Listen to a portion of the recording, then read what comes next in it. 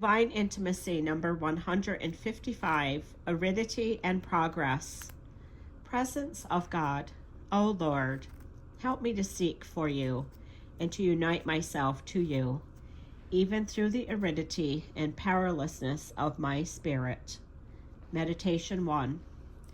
Even without the presence of the physical or moral causes which we have mentioned before, it is possible to pass from a state of sensible fervor to one of absolute aridity. This happens by the direct work of God, which makes it impossible for the soul to pray with the help of the imagination, or to practice acts of sensible love as before. The fact is that whereas meditation or affectionate converse with God was formerly made with ease and comfort, the soul now finds it impossible to connect two ideas. Thoughts or reading which once moved the soul now leave it indifferent. The heart remains cold and hard as a stone. Even though watching over itself carefully in order to be faithful in mortification and generosity, even though intensifying its preparation for prayer and fervently beseeching the Lord for help, it no longer succeeds in wringing one drop of devotion from its heart. Then the poor soul worries and is afraid, thinking that the Lord has abandoned it because of some faults or other. What she does not realize is that this kind of aridity conceals a great grace, the grace of purification and of progress in the ways of prayer. In fact, by means of aridity, the Lord intends to free it from childish feelings and to raise it to the purer, firmer level of the will. When it was experiencing so much comfort in prayer, the soul, unknown to itself, was becoming somewhat attached to these sensible consolations. Hence it loved and sought prayer not purely for God, but also a little for itself. Now deprived of all attraction for prayer, the soul will henceforth learn to apply itself to it solely to give pleasure to the Lord. Furthermore, finding no help in beautiful thoughts and sweet emotions, it will learn to walk by strength of will alone, exercising itself in acts of faith and love, which, it is true, are wholly arid, but are all the more meritorious because they are more voluntary.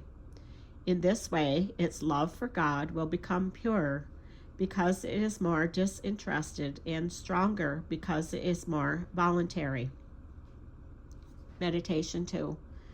Through aridity, the soul also makes progress in humility. The ability to meditate, to fix its attention, to awaken good sentiments in its heart, all these convince the soul more and more of its nothingness. This state makes it realize without effort or reasoning that apart from God's help, it can really do nothing. Thus, little by little, that high opinion of self, that feeling of confidence in its own strength, which had more or less secretly insinuated itself into the soul when all was easy and pleasant in prayer, now vanishes. At the same time, seeing how poor and wretched it is in the presence of God, there is born in the soul a feeling of more profound respect and greater reverence before the infinite majesty of God.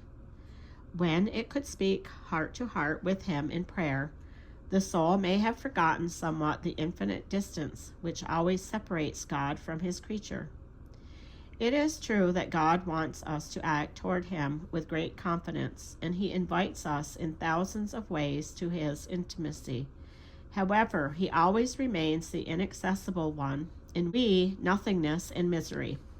It is very precious, this feeling of greater reverence, which ripens in the soul through the experience of its own nothingness, in which always, even in moments of the greatest loving intimacy, will permit it to approach God with true humility of heart. If, therefore, during the time of prayer, we can do nothing but humble ourselves before God by recognizing our own nothingness and showing him our impotence, our incapacity, yes, even offering God this very nothingness in adoration of his infinite majesty, we will have made very good use of our time.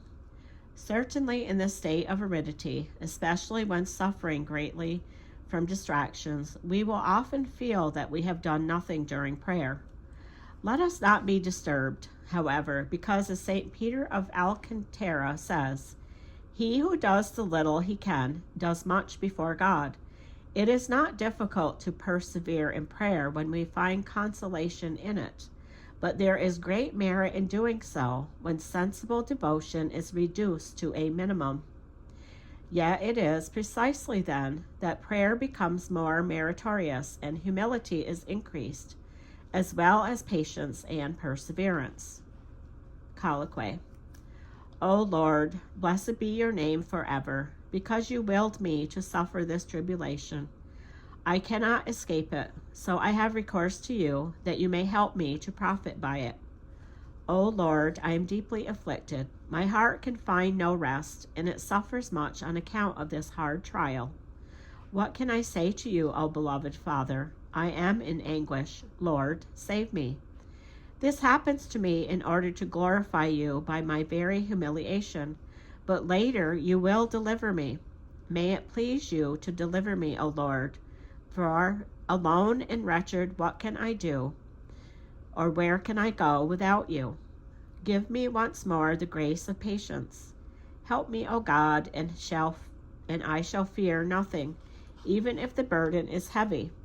And now what shall I say in all these misfortunes? Lord, your will be done.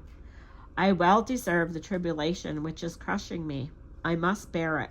May I do so patiently until the storm is past and calm re-established. Imitation 3:29, 1-2.